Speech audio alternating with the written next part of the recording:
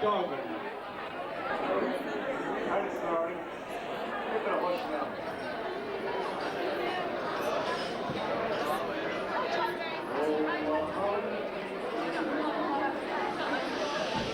Hey, mommy.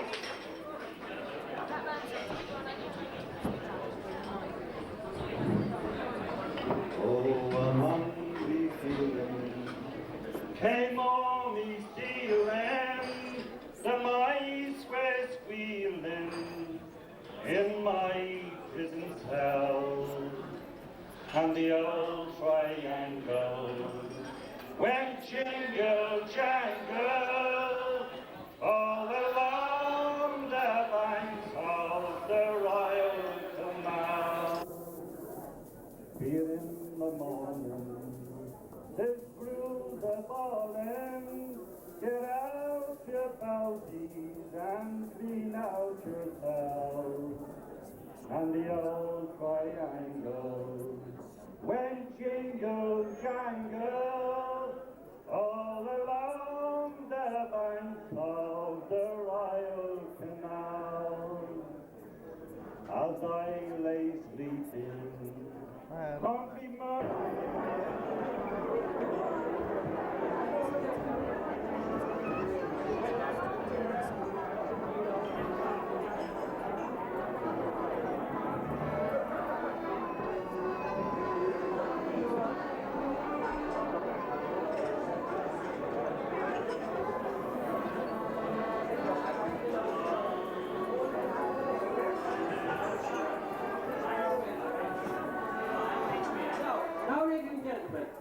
The girls are going to sing for us The Fields of Athenry, and Suzanne is going to accompany them on the accordion. So, girls, at your own time.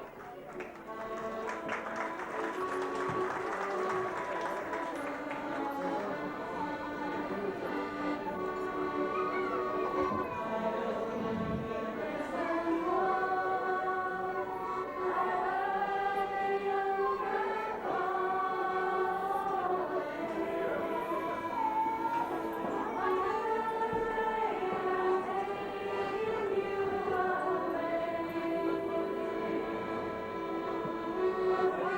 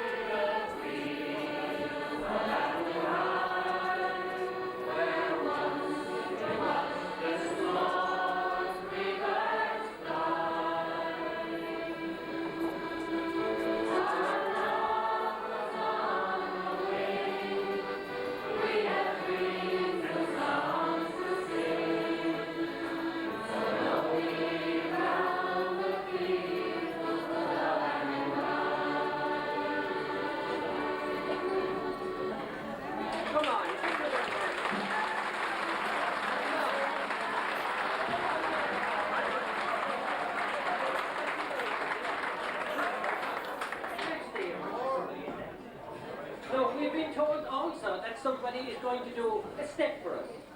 So could we have her forward, please? Oh, it's a London lady. What are you going to do? A read. Who's going to play? Is Suzanne going to accompany? Right?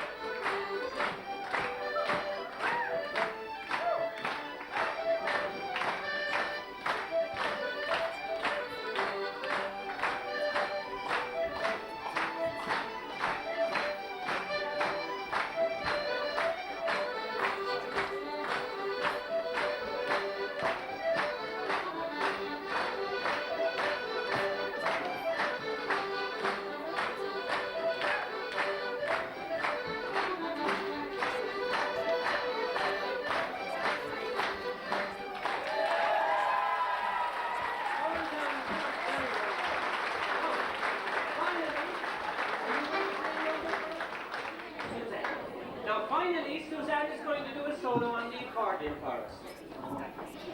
Chester, could we have the mic again, please? Thank you.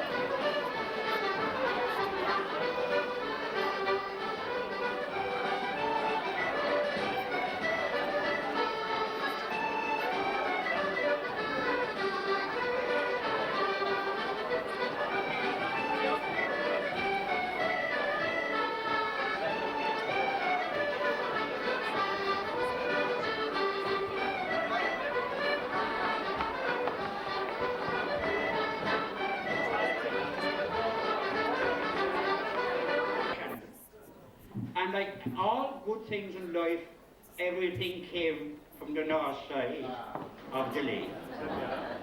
Glen Rovers, the Pearshake, the Crappie Boy, the Bishop, and even Holy God comes from the north side. Because every Sunday Once on the year, Corpus Christi, Holy God is brought into our chapel to be shown down amongst the rest of the people in Cork, or the Southside people especially. And in any organisation, we had all the culture, we had the best performers, we had the best dancers, we had the best singers. And there was one culture above the north side, and it was called the Butter Exchange Band. And in all organisations, you'll always feel the fellow who kind of never plays the game, but he's in charge of the water if they're injured. On the field, a hamstring, the water fixes the hamstring. And this fella, he never played an instrument in his life. He was always enjoying going up to the band room of a Sunday morning, listening to the band playing the Port and Peasant and the Susie marches, right? And his only function is when the band was coming down Chandelier, going into Cork, over the North Air Bridge. His only function was to tell all the young fellas now to feck off now and leave the band play. So Christmas time, which is a happy time for everybody, came along, and the band had a party above in the band room, and they had a couple of bottles of stout and everything, and all of a sudden about 10 o'clock didn't they run out of the stove? So they had to make a tour of all the pubs around the place, around Chandelier, the Chimes, the Steeples, Shawnee Lanes, the Belfecca, Maid and Leeds, and as a result of all the touring of the pubs, Mikey came home about 1:15 in the morning, Magalorum. Well, up the stairs, oh, Jenny, sweet Jenny, and he kicked the door of the boudoir, opened with his boot, and there was his spouse, Maggie, inside in the bed, showing half her conditioning. She said, "Hello, Margaret. How are you, love?" She said, "Where were you until this hour of the morning?" "Well, Margaret, I was everywhere." And I was in a place where they had a golden toilet. She said, "You're raving. Get into bed before you fall down." "By the way," she said, "where's the scarf I gave you for Christmas?" "Oh, Beckett, Maggie says, see, I'm after losing it. Go out and get it, and don't come back. Here, it has it." "What's you see, Margaret, is 1:15 in the morning." "No, I don't care. Go out and get it, and come back here, get it." So poor Mikey had to retrace all his steps, and all of his sweating. He noticed there was a sing-song going on in the pub around Dominic. So he knocked at the door, and this woman came out. She says, "Yes, may I help you?" Says she, "Excuse me, ma'am," says she, "have you a golden toilet?" So she shouted in the hall, "Walter!" And this fellow poked his head around. "Yes, love?" She come out. "I'm after finding the fella who piddled in your trombone."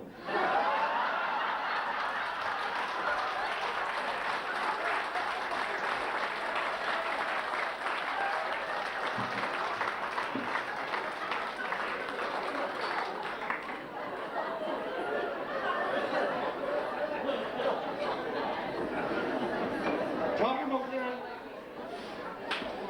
the north side, there's a famous graveyard out in the north side called the Cork Park. And everybody goes, when they're dead like, They have to go there. But there was this fellow, Mikey again, and he was in the last throes of illness, and he was ready for the Almighty. So all the family gathered around him, and the eldest fellow says, "See, Father, to see what the last request now, you see, would you like us to do anything special?" She, "Do nothing special. All I want is to have my final resting place properly organized. What you'll do now," he says, "go down to Valhalla at the North Bay Bridge. Ask him to leave me stay there overnight. The following day, bring me up to the North Chapel and ask the priest up in the North Chapel, give him a couple of bob, and ask him to say low mass. I don't want a high mass at all, no. All I'm giving you is a fiver. Ask him to have low mass at 2:30, chime the bells, and bring me down Shandon up Larry Street," he says, "for the Cork-a-Pawn. But halfway out Larry Street, stop outside Betty Carfield's pub. Bring your mother in, your Auntie Nancy, and your Auntie Pidgey from London. They'll be there. Bring them in and give them port wine and a couple of biscuits. Give the lads, a couple of pints and have a couple of whiskies, and you know what you'll do, okay? Your father, leave me outside like he always did."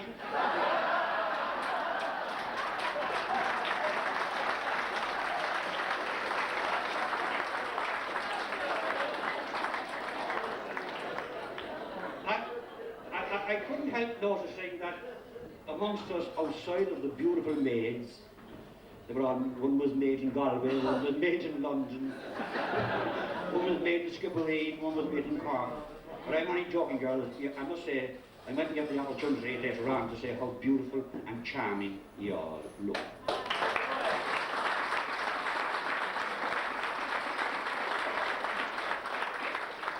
But outside of the maids, I did notice, we're talking about religion, and a lovely, charming, lovely person, a lovely kind of countenance on her, and she's sitting over there to me, to my right, a lovely little nun. And she's trying to be very shy all night, and she's shy now. But, when you look at the nuns and say, to us all, we will all have to be very grateful to either the Christian brother or the presentation brother, the mercy nun or the presentation nun. And a typical story of young children while they're formed at school, and the nun was always in charge. And one class above the North Press, the nun said, Holy God is a very powerful person. He's all powerful. If you ask Holy God for anything, give it to you. So we take an example now, she said. If Holy God was good enough to give you another eye, or an extra eye, what part of your anatomy would you put in the eye? So they all talk for a while, I want to listen, sister, I'm not going to ask her. You know what? You said, Holy God, if Holy God was good enough to give me an extra eye, do you know where I put it? No. Says, I put it up on top of my head here, right? And she said, for a while, though. You see, I'm very fond of looking at her at the ends. If they were near her, passing over, to avoid me getting that crick in my neck, I'd be able to see the kids run over, right? And get any crick in my neck. Very good. So, sister, if Holy God was going to give me another eye, do you want to put it, sister? She said, no. Says, at the back of my neck. And she said, why would you put it there, no? Says, I lives in a very tough neighbourhood. And to avoid all the joyriders and the gangs, like, if I was getting the cheers, I better look around instead of getting me cricking me leg. Maybe I have to run faster. And she said, very good. So the juvenile delinquent in the class, like, Racker. Says, no. Says the matter right there. Well, one day you said, well, the guy was very powerful. And he was good enough to give us an extra eye. Where would you put it? Yes, no. And says he, sister, and my class, you know where would I put it? No, love, on top of me, Willie. Oh, God, whack, my God. And why would you put it there, love? So see, you see, I could stick it through the hedges and watch all the football matches.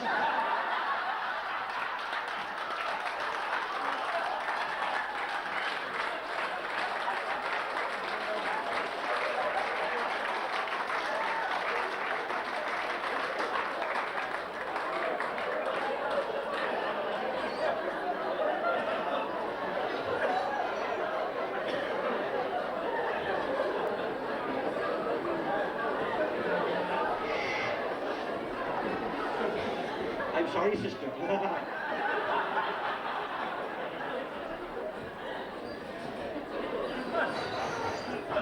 You know, tongues are getting bigger and bigger and bigger, and one-way systems and what have you, you know.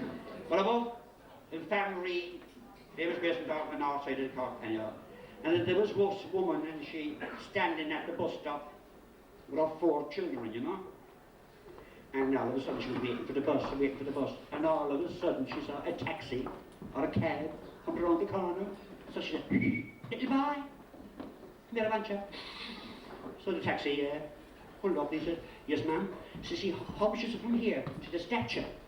She said, £2 ma'am. And she said, how much from the children? And she said, if they were travelling, their travel is free. Oh, she said, in that case though, she said, you take the children and they wave the bus.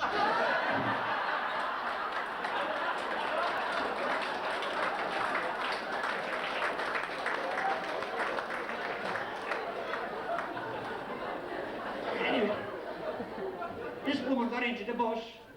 It was an old-fashioned bus, like there was a conductor on it. They walked up down the middle of the bus like, fierce planes, fierce planes, fierce planes.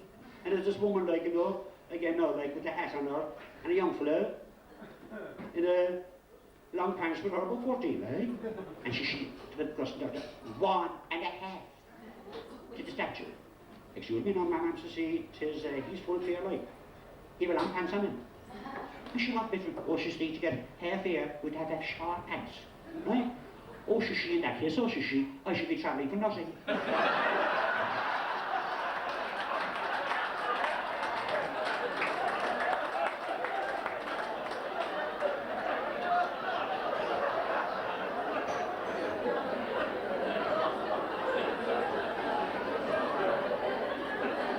But while she was sitting in the bus, this girl got on the bus and she was on top of the bus by the driver with the seats facing down the bus, and she had a child in her arms. They all get a nosy Parker in every situation, and there was this one was kind of with glasses on her, like the engine of a Coca-Cola bottle, like. She said, feeling over being past a mark, but that child is the ugliest child I ever saw. So the girl thought, oh God, and she started crying, you know, and she started bawling, so she ran down the middle of the bus, and there was no pensioner down at the end. She said, little girl, sit down there and mind horses, see. Look, here's a pound for yourself, and here's a banana for the monkey.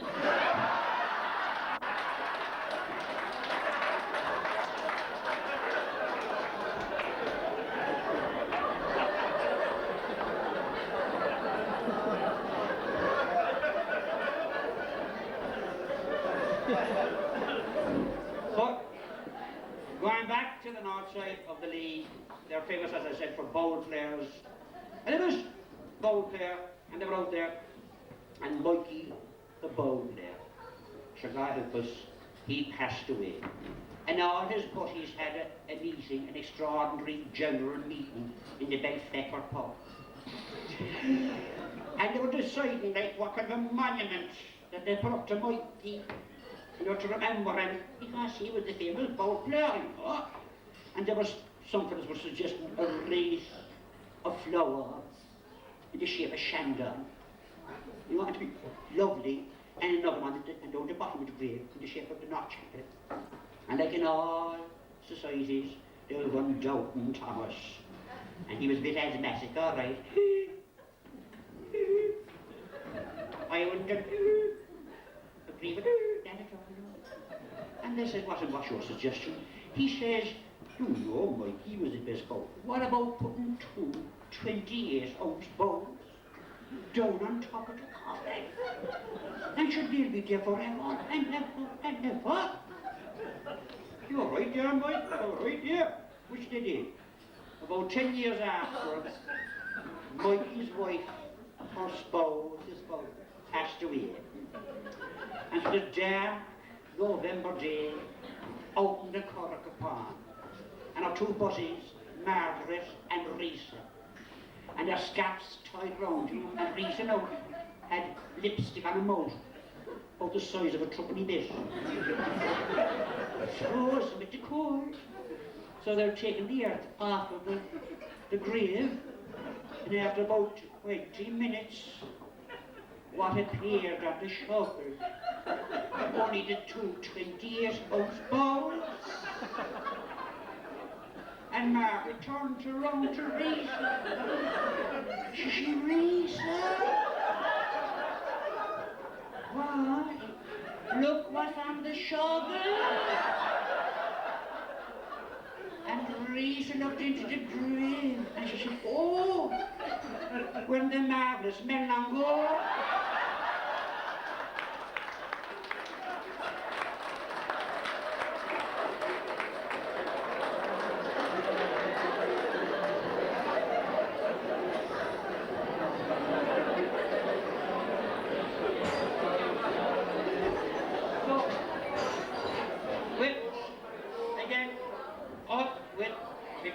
And hurlers and all that.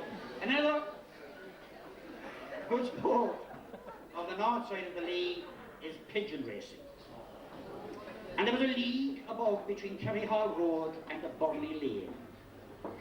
And you see there's run league every month for 12 months.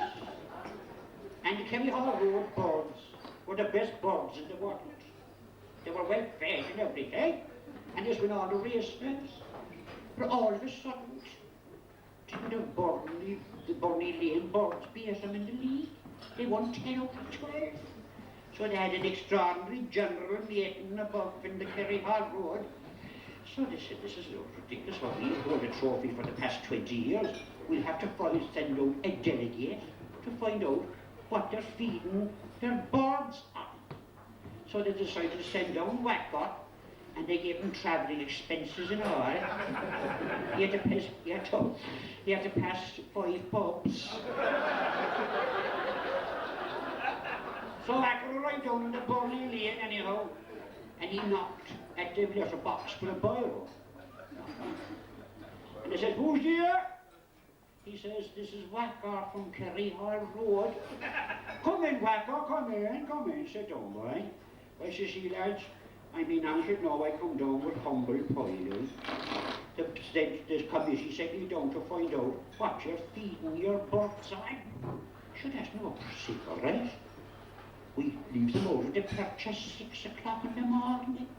We leave them flying over Chandonnay, over St. Vincent, and then they flies into the Stirrus Park. They eat up all the worms. And they come back and their bellies are full. And we give them some hard apple water. And we put them into the perch again. They go right now. Mrs. Wacker, thanks very much. He reported back up to Kerry Hall Road. Well, Lance, this is what they does. And again, Doubting Thomas.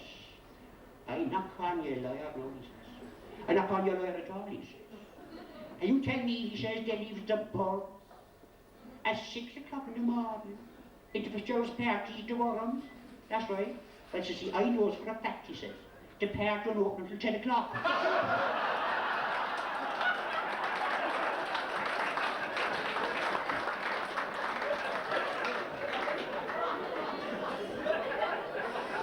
And this year, Mikey, he had a flock of birds.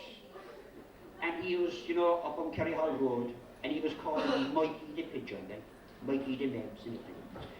And he was one of his birds selected to fly for Ireland against France. And he was reluctant to leave the bird go alone.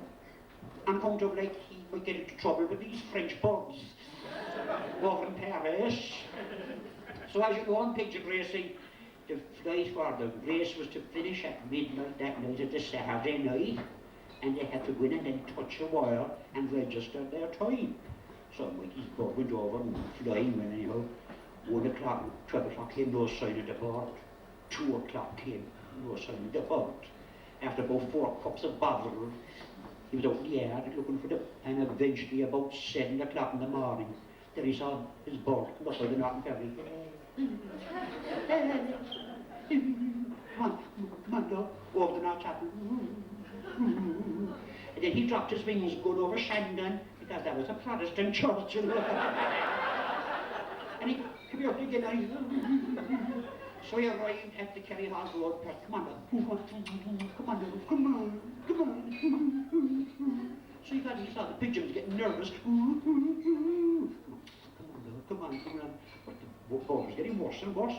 And whatever not, he looked into this yard, and there was a blue Nichols on a line blowing in the wind, and it was frightening the bird. So he had to wait until about 8:30 when Pidgey Murphy came out next door. Says he, excuse me, Pidgey. Yes, she, Mikey. Says he, would you ever take your knickers down? Because I want to put the pigeon in. Oh, she. And I only came out for a bucket of coal. Thank you very, very much.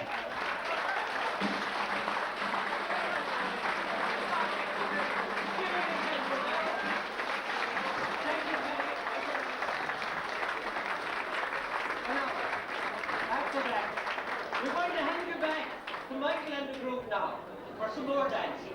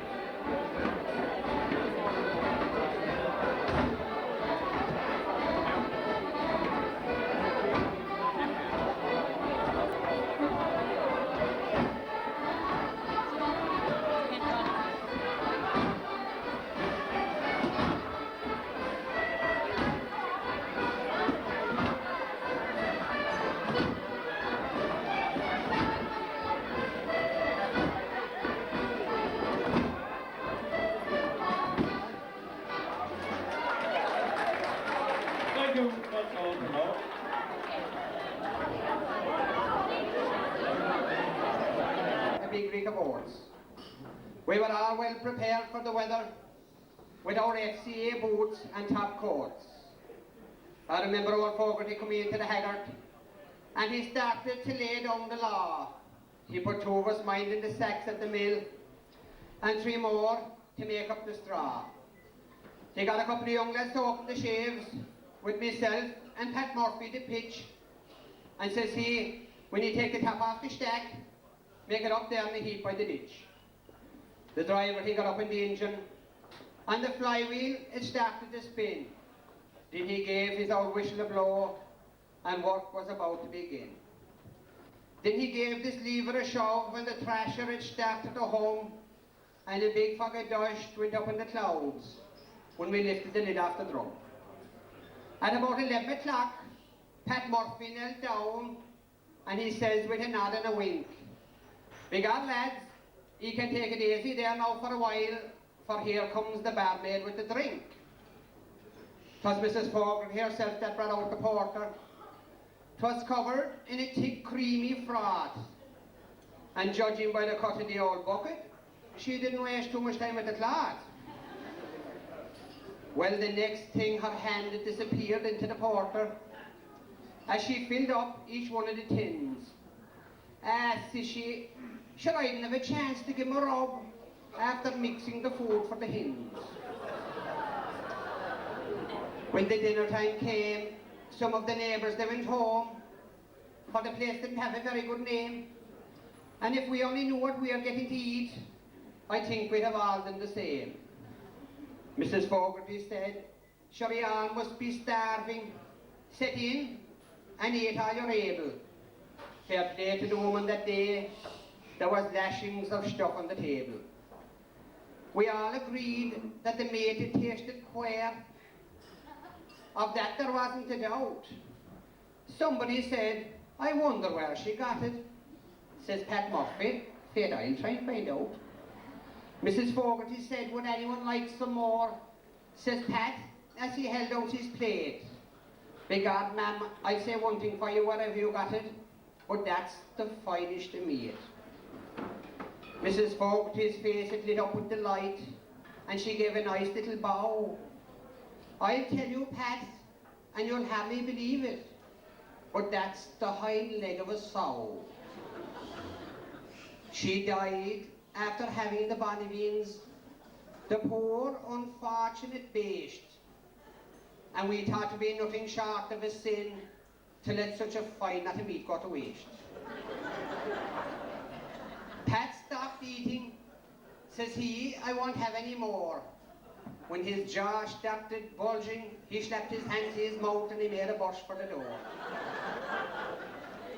When the lads, they came back after dinner, and they heard what we had to eat, they said that they were sorry they ever went home. It was a pity to miss such a treat. In the evening, a young lad came up to Pat. Of course, he was told what to say. Says he, Mrs. Fogarty's inside, and she's roasting the bonny beans, and we're going to have one apiece for the tea. It's 30 years now since Fogarty's trashing. There has been a lot of changes since then.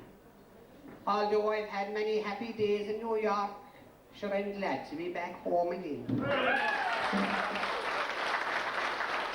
Thank you all.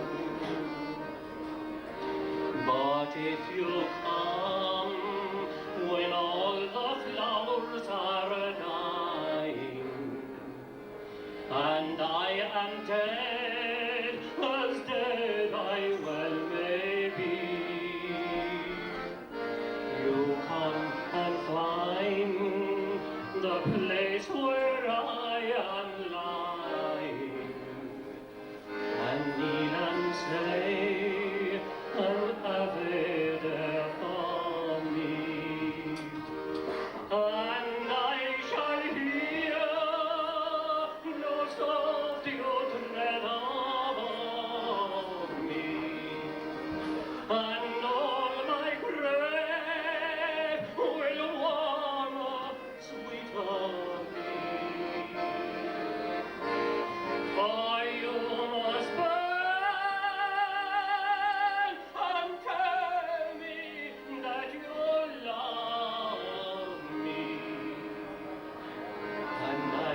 and sleep in peace until you come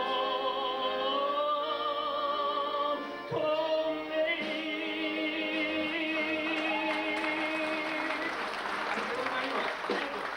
Back to you, Mike. Thank you, Neil, and thank you, Matthew, there for your compliment. Right, after that, we'll continue dancing. I think we'll do the Folly Limine. A little bit of the Waltz Limine.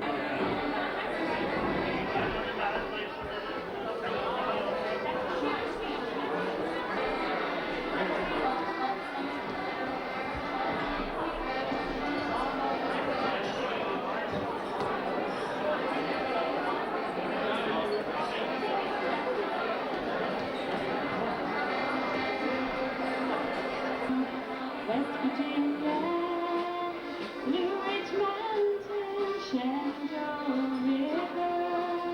Life is old there, older than the trees, younger than the mountains, growing like the green country roads. Take me home to the place I belong, West Virginia. Mountain mama, take me home, country roads, all my memories gather round her, miner's daughter, stranger to blue water, dark and dusty, painted on the sky, misty taste of moonshine, teardrops in my eyes, country roads. Take me home to the place I belong, West Virginia, mountain mama, take me home, country roads, take me home to the place I belong, West Virginia. Mountain mama, take me home, country roads, take me home, country roads.